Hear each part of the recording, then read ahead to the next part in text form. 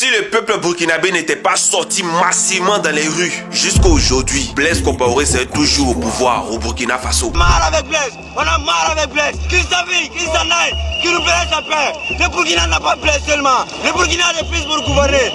Vive la révolution, vive le peuple burkinabé, à pas Blaise. Et on n'allait jamais connaître le capitaine Ibrahim Traoré qui aujourd'hui fait la fierté du peuple burkinabé, mais aussi du peuple africain. Partout dans le monde, on n'allait jamais le connaître si le peuple burkinabé n'avait pas pris ses responsabilités. Parce que pendant que Blaise Compaoré était à l'Assemblée nationale, avec tous les députés, était en train de voter une loi pour permettre à Blaise Compaoré de s'éterniser au pouvoir. Parce que ce monsieur ne voulait jamais faire face à la justice, il voulait jamais faire face à la vérité. Et comme il savait qu'il avait perdu, la confiance du peuple burkinabé, alors il voulait user des supercheries pour pouvoir se maintenir au pouvoir. Et vous pensez que Ouattara, après 2025, va encore vouloir organiser des élections? Ouattara va vouloir s'éterniser au pouvoir. Ouattara va toujours trouver une stratégie pour pouvoir se maintenir au pouvoir. Est-ce que vous êtes prêts? Est-ce que vous êtes prêts pour que Ouattara soit le Paul Biya de la Côte d'Ivoire? Est-ce que vous êtes prêts? C'est de ça qu'il s'agit. C'est la question qu'on est en train de se poser. Est-ce que vous êtes prêts pour ça?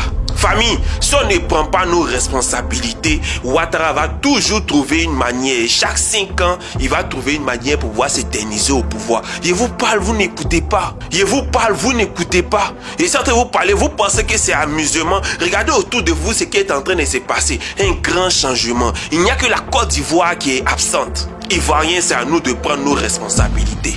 Les gens nous disent, mais le Conseil national de sécurité a pris des mesures. Pourquoi est-ce que vous ne respectez pas? Et c'est Ouattara qui est le président du Conseil national de sécurité. Où était le Conseil national de sécurité lorsque Komi Bakary était en train de voler les terrains des gens? Où ils étaient? Où était le Conseil national de sécurité lorsque des Ivoiriens sont en train de mourir dans des usines? Les Ivoiriens sont en train de se faire couper des bras, couper des pieds. Où est le Conseil national de sécurité? Où est le Conseil national de sécurité lorsqu'on parle de la vie chère? Où est le Conseil national de sécurité? Où est le Conseil national de sécurité lorsque les Ivoiriens prennent la route du désert, où ils se font massacrer, où ils meurent dans la Méditerranée? Où est le Conseil national de sécurité? Aujourd'hui, le Conseil national de sécurité et les préfets sortent pour gueuler, pour parler. Pourquoi? Parce qu'aujourd'hui, c'est leur intérêt qui est pointé du doigt. C'est leur intérêt. C'est-à-dire que quand Ouattara à la tête du pays, là, eux, ils mangent et ils vivent bien. Et le peuple s'amaigrit et le peuple s'affaiblit. Mais si Ouattara tombe, et quand Ouattara tombera demain, et tous ils vont disparaître avec Ouattara. C'est de ça qu'il s'agit. Conseil national de sécurité, ils sont là pour qui? Pour le peuple ou bien pour les dirigeants? Voici la question qu'il faut se poser. Conseil national de sécurité n'est pas là pour empêcher les événements.